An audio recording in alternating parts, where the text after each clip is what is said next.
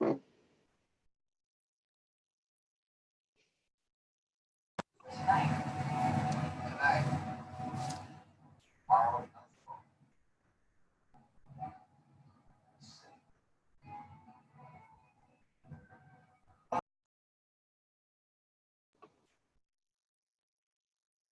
is 7 o'clock. Welcome, friends, family, ladies and gentlemen, boys and girls, everyone to our culturally relevant curriculum webinar series. It looks like at this point we have about 8 participants on.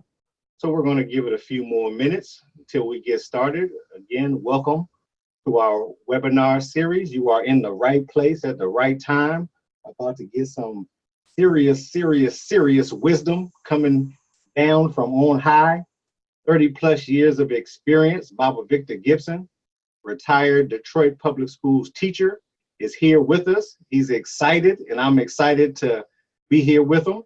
And so we will get joined. We will be joining you shortly. If you just hold on a few more minutes, we're going to get started.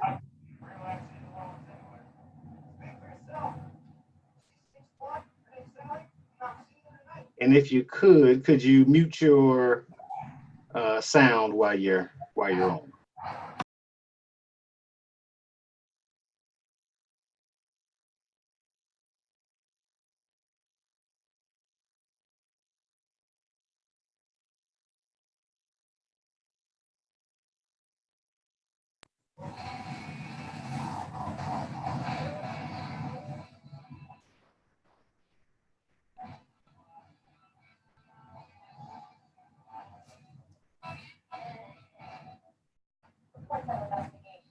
Oh, Victor Gibson, your mute keeps going off for some reason.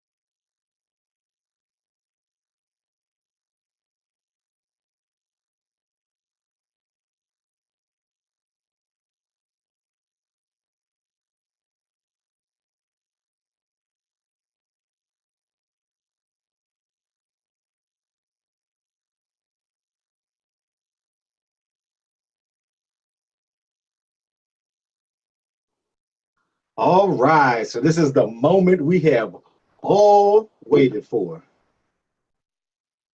Thank you again for joining our culturally relevant curriculum webinar series. I'm Brother H.A. Jabbar with Racial Justice Now and the West Dayton Youth Task Force. This culturally relevant curriculum webinar series is a part of our third year campaign to promote culturally relevant curriculum and culturally responsive schools. We have as our special guest today, Baba Victor Gibson, retired Detroit Public Schools teacher, and he's going to talk to us from his long 30+ years of experience at the elementary school, Robeson Academy. I got it wrong, Bob, I know. Yes, you tore it up. But you're going to fix that for us. And yes. So that's why we called in the reinforcement today. So as we move along in our program, our presenter, again, Baba Victor Gibson from Detroit Public Schools.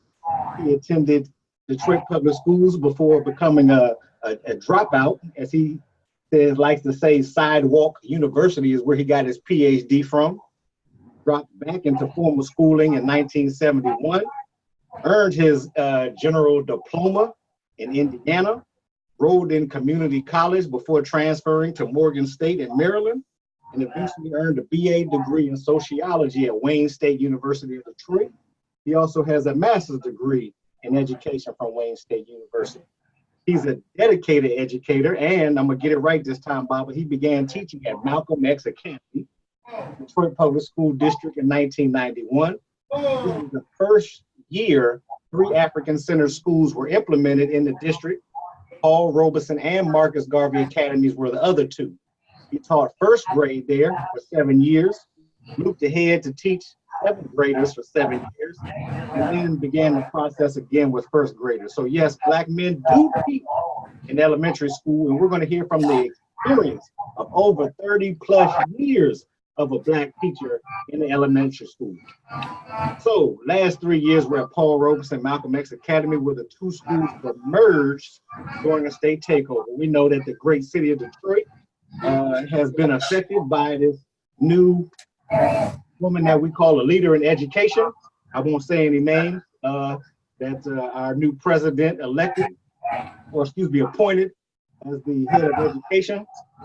But we're going to correct all of these challenges right now. I want to know about Victor. You got some background noise there going on, but can you keep it coming too loud? Yeah, we hear you. No, I'm just talking about the background. Is it uncomfortable? A little bit. Yeah, a little bit. Okay. We're going to work on it. If you mute as we keep it going. After 13 years of working under state control and the complete dismantling of Detroit Public Schools, Baba Victor Gibson took a early retirement. But as many of you know, and you're the same way, you're not the type that can't stay on the sidelines. Soldier likes to get into the fight, and that's what he has been doing. So the national struggle to change the correct cultural status quo in schools, the activism to raise parent awareness to their rights, and to the fight of politics of education that rob the truth and distorts children's image of Africa and themselves is hard, but extremely meaningful work that must be done. So here we are. We're going to be talking about ACE, African-Centered Education. And as you see, all of our attendees, there is a chat box on the side. It says, I can't hear anything. Is that my computer or is it quiet because we are waiting? Minerva Barker, I hope that you can hear. And if you can, please type something in to let us know. So hear it? Thank you. Good. Gotcha. Wonderful. So yeah, we have a chat box there for all our panelists. We put a question in there to please share your name, your organization, and what you would like to get out of today's webinar. And there is also a question and answer box. So if you hear something that you don't understand or you want more information on, please type it in that Q&A box, and we will make sure that that information gets to you. So with no further ado, Baba Victor Gibson, I'm getting out of your way. Charged, and just let me know how you want me to change the screen. All right, well, let's go and continue. I mean, African-Centered Education is there. We call it ACE. Let's go with the early years. And this is one of the, for those who do not know Dr. John Henry Clark, that is the gentleman that you see. Is during this early period that in 1990, when for those of you who are old enough, I don't want to date myself, but those of you who are old enough to know the at-risk the African American child at-risk situation, Jawanza Kunjufu's book, wrote a lot of books.